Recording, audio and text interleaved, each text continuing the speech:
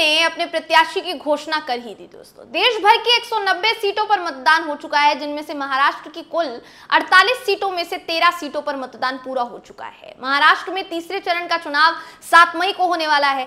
वैसे तो देखिए दोस्तों, महाराष्ट्र की हर लोकसभा सीट अपनी एक अलग सियासी कहानी कहती है, लेकिन ठाणे सीट का सियासी संग्राम देखने लायक है।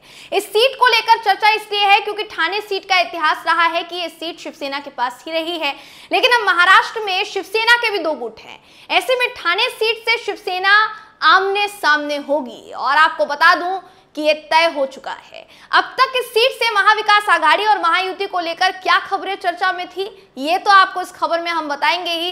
इसके अलावा ये भी बताएंगे कि ठाणे से महायुति यानी वर्तमान सत्ता ने किस प्रत्याशी के नाम पर मुहर लगाई है। नमस्कार दोस्तों, मेरा नाम है जयंती झा और आप देख रहे हैं एमबी लाइव।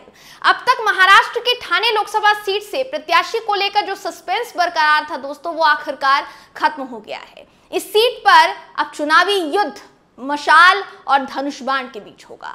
आप जो सोच रहे हैं बिल्कुल सही सोच रहे हैं। ठाणे सीट पर आपको शिवसेना वर्सेस शिवसेना दिखाई देने वाला है। जी हाँ दोस्तों, महाविकास आघाड़ी ने एक बार फिर राजन विचारे को टिकट दिया, जो कि शिवसेना उद्धव गुट के उम्मीदवार हैं, लेकिन उनके सामने अभी तक उम्मीदवार तय नहीं हुआ था, जो कि अब हो गया है। शिवसेना शिंदे गुट से नरेश मस्के का नाम फाइनल किया गया है दोस्तों।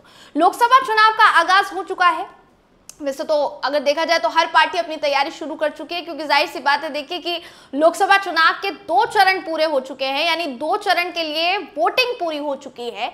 लेकिन ठाणे सीट पर मतदान के साथ साथ शिंदे गुट से उम्मीदवार के तय होने का भी इंतजार किया जा रहा था। हालांकि अगर आप ये सोच रहे हैं कि दोनों प्रत्याशियों को लेकर इंतजार किया जा रहा था या सस्पेंस बरकरार था, तो आपकी गलतफहमी है और दूर करना चाहूंगी, क्योंकि महाविकास आघाड़ी ने अपने प्रत्याशी के नाम की घोषणा काफी पहले कर दी थी दोस्तों। इस सीट पर सस्पेंस इसलिए भी था क्योंकि महायुति के 3 दलों के बीच सीट को लेकर छीना झपटी शुरू थी। राजनीतिक गलियारों में चर्चा शुरू थी कि इस सीट को लेकर बीजेपी और शिवसेना में रार छिड़ गई है।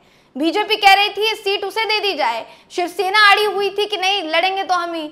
अब खबरों के मुताबिक इसी छीना झपटी की वजह से प्रत्याशी तय नहीं हो पा रहा था। आलम यह था कि महाविकास आघाड़ी के उम्मीदवार राजन विचारे ने 29 अप्रैल को अपना नामांकन तक भर दिया।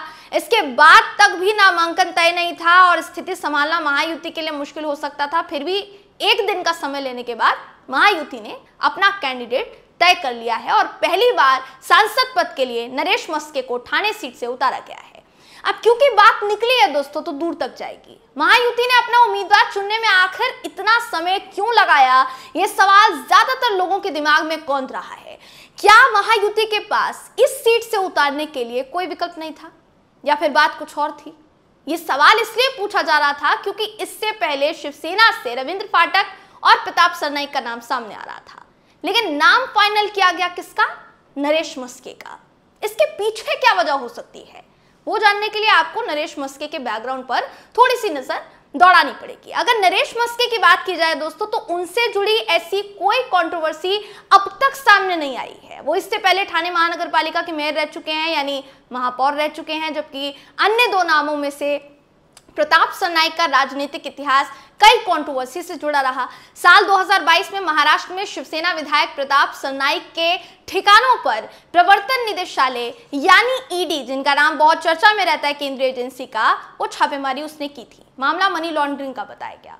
अब हो सकता है कि इसी वजह से प्रताप सरनाईक को इस रेस से हटा दिया गया हो, हालांकि पुष्टि नहीं करते हम इस बात की। यानी कुल मिलाकर अब सवाल जो है ये उठ रहा है कि क्या महायुति के पास ऐसा कोई भी उम्मीदवार नहीं था जो तय किया जा सकता था, जिसकी वजह से इतना लेट हो गया। उठाए जा रहे इन तमाम सवालों के बीच अब चर्चा इसी बात की है दोस्तों कि 2 बार के सांसद राजन विचारे के सामने शिवसेना शिंदे गुट ने नरेश मस्के को चुनावी अखाड़े में खड़ा कर दिया है। अब अगर नरेश मस्के के राजनीतिक बैकग्राउंड पर बात हो रही है, तो जाहिर है राजन विचारे के बारे में भी आपको पता होना चाहिए।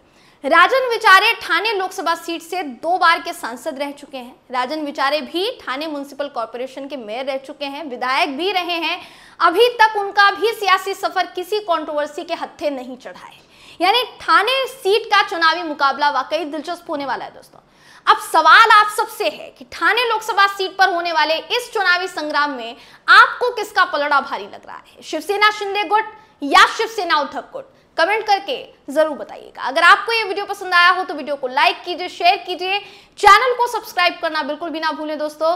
किसी ऐसी ही खबर के साथ फिर आपसे मुलाकात होगी, तब तक के लिए नमस्कार।